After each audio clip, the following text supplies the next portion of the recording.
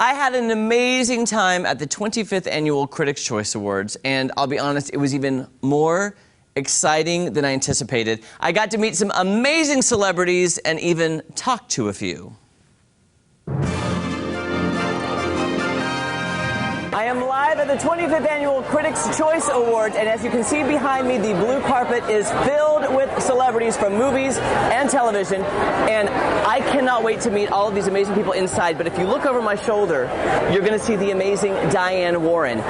If I was to pick one person I wanted to meet on the red carpet, it is Diane Warren. She wrote the songs of our life. If your life had a soundtrack, it would be because of Diane Warren. There is so much to cover here. I cannot wait to share this entire event with you.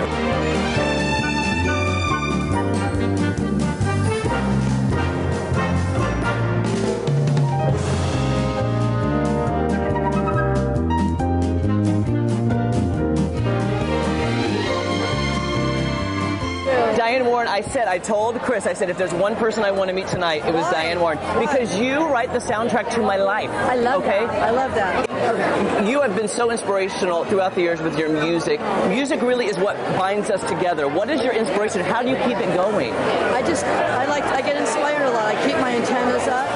You know, like, I just try to write great songs. I mean, if I see, like with this song, I got inspired by the movie Breakthrough, by a scene in the movie. And the song, I'm really proud of the song, which is the passport that brought me here tonight. They're like passports, you know, they get me in these places.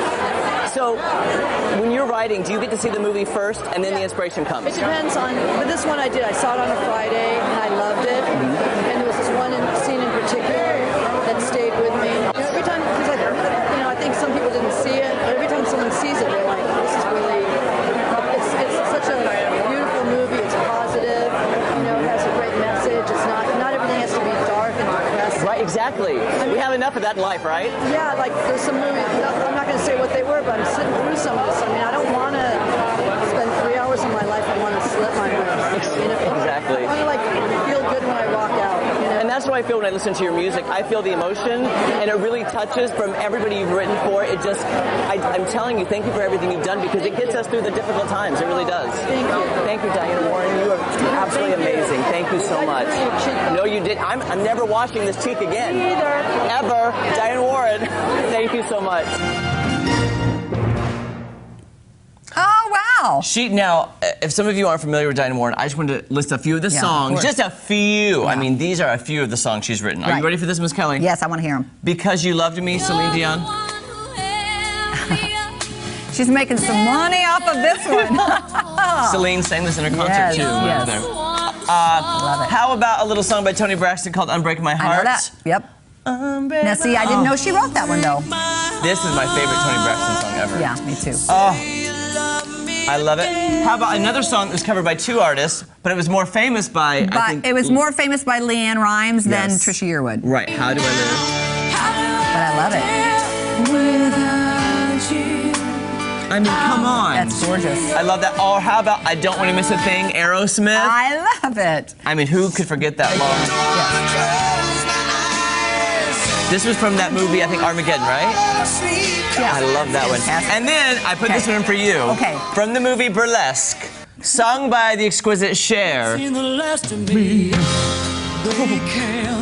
the song from Burlesque? Yes, I love the movie Burlesque. You haven't seen the last one? Yes, it's so good. It's really was a great performance.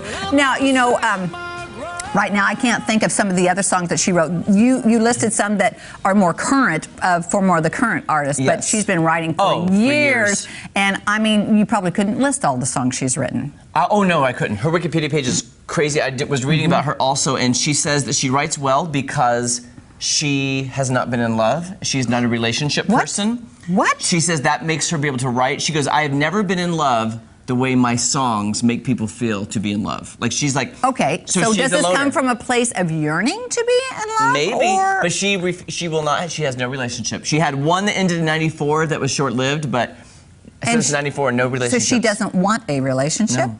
Because then she won't be a good songwriter anymore? That's what she feels, yeah.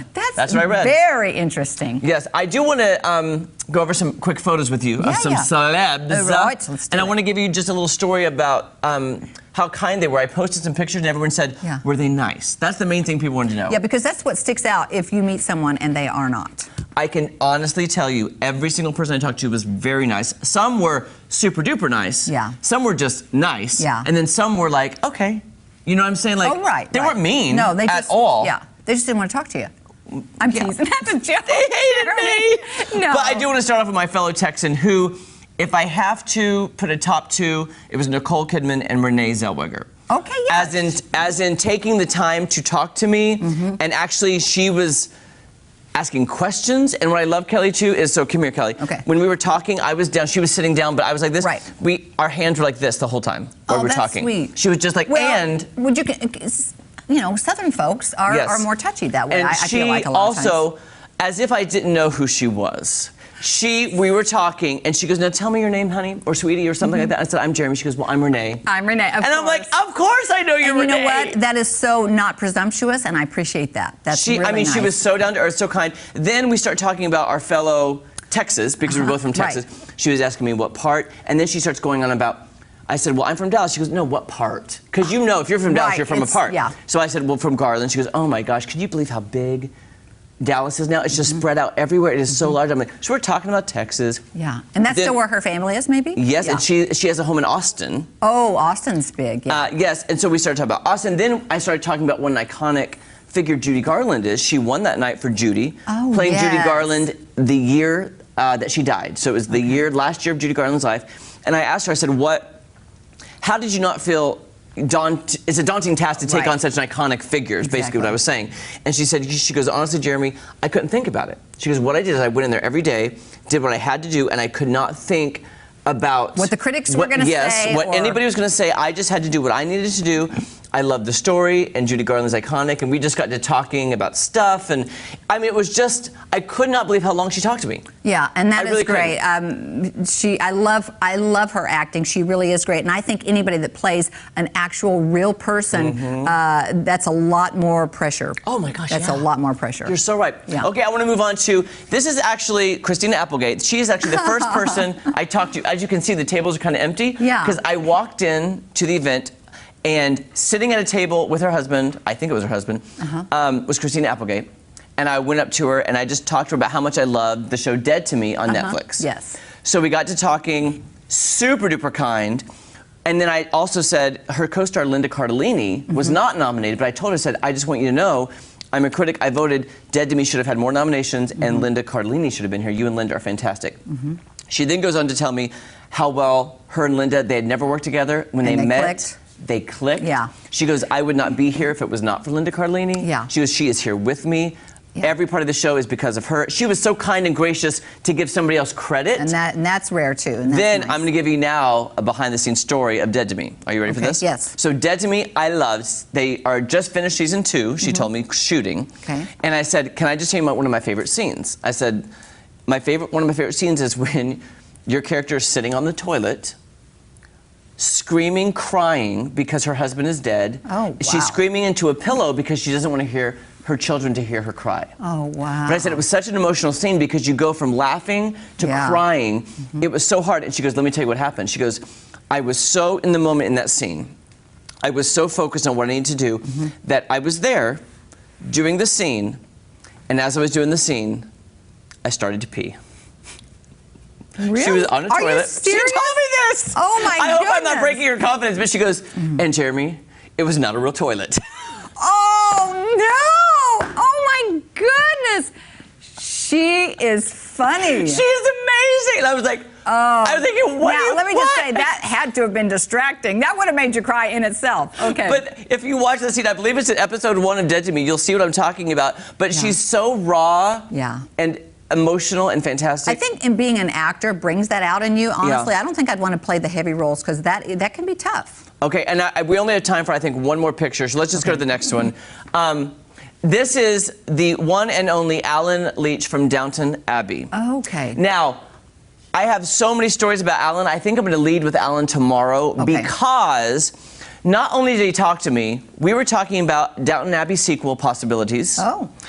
His wife, in fact, he was there with his publicist because his wife is giving birth in 2 weeks to their first child. Oh, that's fantastic. We had a long, and he also goes, I'm Alan. Oh, and I'm like, that's nice. I know who you are. So I'm going to lead with this one tomorrow because I have so many photos. I just want to tell the viewers the stories about these people. And they were so real, Kelly. They were so real. Thank you for bringing LA to the Ozarks. Thanks. All right. More fun right after this. And seriously, I was so impressed. Oh, yeah. Well, you love the show, Downton Abbey. Well, I've seen every episode 7 times. Yeah. Yeah, and the movie.